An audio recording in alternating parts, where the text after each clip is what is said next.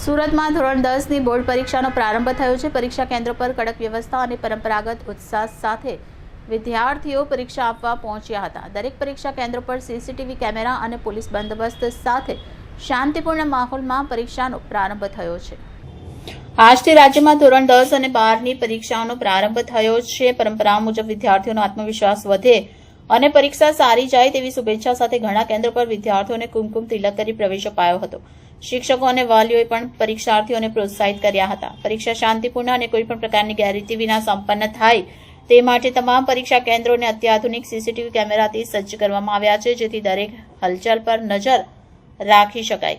તદુપરાંત પરીક્ષા દરમિયાન કાયદો અને વ્યવસ્થા જળવાઈ રહે તે હેતુસર તમામ મહત્વપૂર્ણ પરીક્ષા કેન્દ્રો પર પોલીસ દળનો ચુસ્ત બંદોબસ્ત ગોઠવવામાં આવ્યો હતો। પોલીસ કર્મીઓ કેન્દ્રોની બહાર તૈનાત રહ્યા હતા અને ટ્રાફિક વ્યવસ્થા પણ સુચારુ રીતે ચાલુ રહી હતી।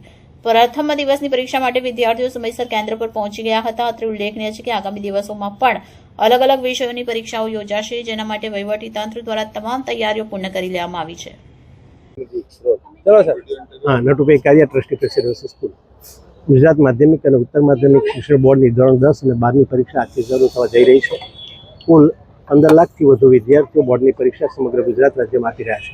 એમાં સુરત જિલ્લાની અંદર 1,65,000 વિદ્યાર્થીઓ પરીક્ષા આપે છે, જેમાં 92,280 વિદ્યાર્થીઓ ધોરણ 10માના છે અને તે પૈકી 600 વિદ્યાર્થીઓ પ્રેસિડેન્સી સ્કૂલને ફાળવવામાં આવેલા છે। વિદ્યાર્થીઓને આવકારવા માટે તેમને કુમકુમ તિલક કરી અને તેમને કોલ્ડ ડ્રિંક્સ આપીને હળવા કરીને આવકારવામાં આવ્યા છે।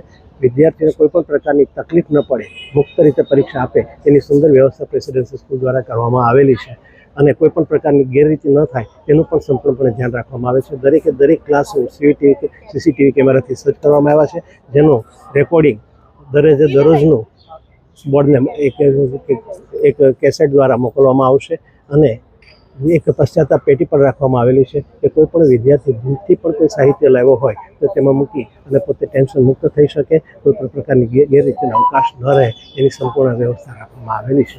હું વાલીને અને વિદ્યાર્થીઓને એક ખાસ વિનંતી કરું છું કે પરીક્ષાને એક ઉત્સવ તરીકે ઉજવો, કોઈપણ પ્રકારના ટેન્શન વગર બાળકોને પરીક્ષા આપવા દો અને બાળકોને પણ ખાસ પરીક્ષા આપતી વખતે કોઈપણ પ્રકારના ટેન્શન વગર પરીક્ષા આપો। આ પરીક્ષા તમે પહેલી વાર નથી આપતા, તમે છેલ્લા 9 વર્ષથી પરીક્ષા આપતા જ આવ્યા છો। આ એક એ પ્રકારની જ પરીક્ષા છે, ફક્ત તમારું કેન્દ્રનું સ્થળ બદલાયેલું છે, પરીક્ષાનું માધ્યમ થોડું, પદ્ધતિ થોડી બદલાયેલી છે, બાકી બધું એ જ ઇટ ઇઝ છે।